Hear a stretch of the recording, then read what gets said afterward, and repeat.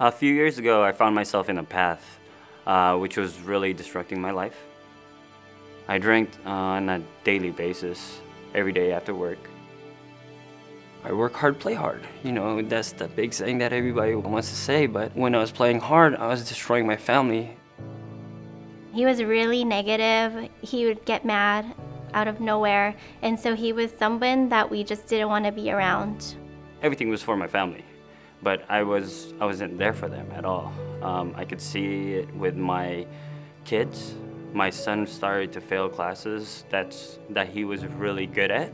My son started to veer away from me. And I started seeing my wife starting to do certain things without me. And I knew that it was like little hints that she was getting ready to leave me. I tried to fill that void more by partying. I remember coming home from like family parties where he'd had too much to drink, and he would insist on driving home even after I begged him that he was not okay to drive.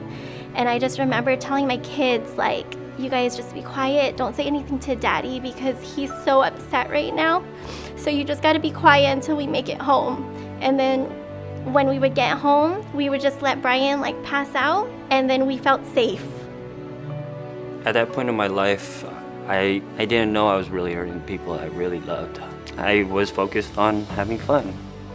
When I finally made that turning point is when I went to one of my best friend's bachelor party.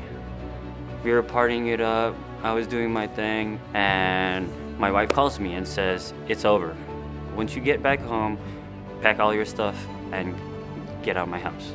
And so once I heard that, I freaked out, and I left on the very first flight home and went directly to church. And the topic at church was that one moment in your life that's gonna change your whole life. And I knew God was really talking to me because that was the very first time I ever cried at church. I never ever felt that. The hairs on my arms were standing, and I was like, wow. So I invited Jesus into my life and started living the Jesus life. I went to a group called Celebrate Recovery. I surrounded myself with like-minded people in the same situation that I was, and they were so welcoming and knew what I was going through. Celebrate Recovery gave me tools how to recover. I noticed Bryan was starting to make a change because he would be drinking less and more attentive. He was more patient and he didn't snap as much as he used to. And after 2.5 years, I'm not fully recovered, but still in the process of getting recovered. We need to start our work on our marriage, and so we found Re-Engage. It's a bunch of people trying to make their marriages better. And so we've learned through all these other relationships how to work with each other and enrich our marriage and make it stronger.